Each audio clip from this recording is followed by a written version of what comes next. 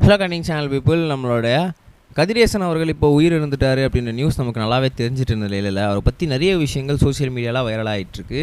அதில் ஒரு மிக முக்கியமான ஒரு விஷயம் என்ன அப்படின்னு பார்த்தீங்கன்னா, இந்த மாதிரி கதிரேசன் அவர்கள் அது மட்டும் இல்லாமல் அவங்க ஃபேமிலி மெம்பர்ஸ் எல்லாருமே நம்மளோட தனுஷ் சாரை தான் அவங்களோட பையன் அப்படின்னு சொல்லி நினச்சிட்ருக்காங்க. அதாவது சின்ன வயசில் ஓடி போயிட்டார் எங்களோட பையன், அந்த பையன் தான் நம்மளோட தனுஷ் சார் அப்படின்னு சொல்லி அவங்க நம்பிட்டு இருக்காங்க. அந்த வரிசையில் இப்போ என்ன பண்ணிகிட்டு இருக்காங்க அப்படின்னு பார்த்தீங்கன்னா, இவங்க எல்லாருமே சேர்ந்து அவருக்கு நிறைய கடிதங்கள், அதாவது பழைய காலத்து கடிதங்கள்லாம் இருக்கு இல்லையா, அந்த கடிதங்கள்லாம் எழுதி வச்சுட்ருக்காங்களாம்.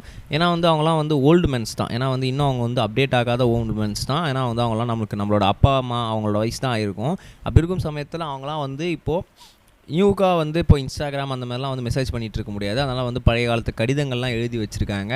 ஸோ அந்த கடிதங்கள்லாம் இப்போ கிடச்சிருக்கு. அது என்ன ஏது அப்படின்றத தான் இந்த சோஷியல் மீடியாவில் உங்களுக்கு ரொம்பவே தெளிவாக ரிலாக்ஸ் பண்ணி போகிறேன். நான் பேச கேட்க ரெடியாக இருப்பேன் நம்புகிறேன். வாங்கி அவன் ட்ராவல் பண்ணிக்கலாம்.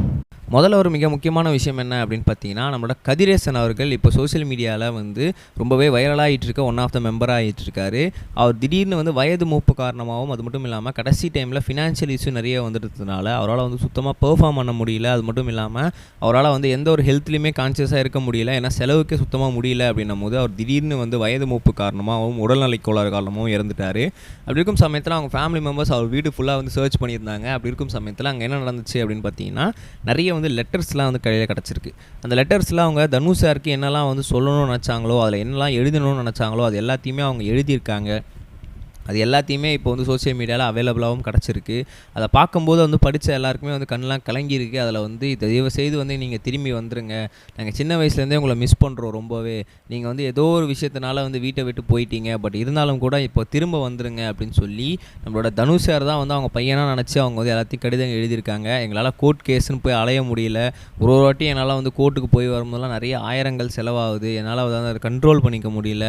எதையுமே என்னால் ஒழுங்காக பண்ண முடியல. அப்படி இருக்கும் சமயத்தில் கொஞ்சம் திரும்ப வந்துருங்க எப்படியாவது அப்படின்னு சொல்லி நம்ம தனுஷ் சார்கிட்ட அவங்க ரொம்பவே ஆர்வமாக கேட்குற மாதிரி ஒரு சில கடிதங்கள்லாம் அதில் எழுதியிருக்காங்க. பட் ஆனால் எதுவுமே இன்னும் போஸ்ட் போடலை.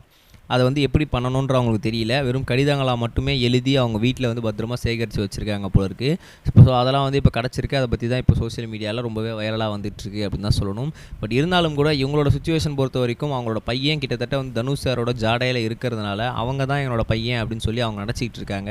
ஸோ அதை அவங்களால சுத்தமாக மாற்றிக்கவும் முடியாது கண்டிப்பாக. ஸோ அப்படி இருக்கும் சமயத்தில் இப்போ சோஷியல் மீடியாவில் இது ரொம்பவே ஹார்ட் ஆஃப் த டாப்பிக்காக போயிட்டு இருந்துச்சு. அது மட்டும் இல்லாமல் கொஞ்ச நாளாகவே இவங்களோட கேஸ் எல்லாமே அடங்கி முடிஞ்சிருச்சு அப்படின்னு நினைக்கும் போது இது மறுபடியும் மீண்டெழுந்திருக்கு அப்படின்னு தான் சொல்லணும். பட் இருந்தாலும் கூட கதிரேசன் அவர்கள் உயிர் இழந்துட்டார். அவங்க எல்லாருக்குமே நம்ம இரங்கல் தெரிவிச்சுக்கலாம். நம்ம நெக்ஸ்ட் வீடியோ சம்பள கைஸ் பை.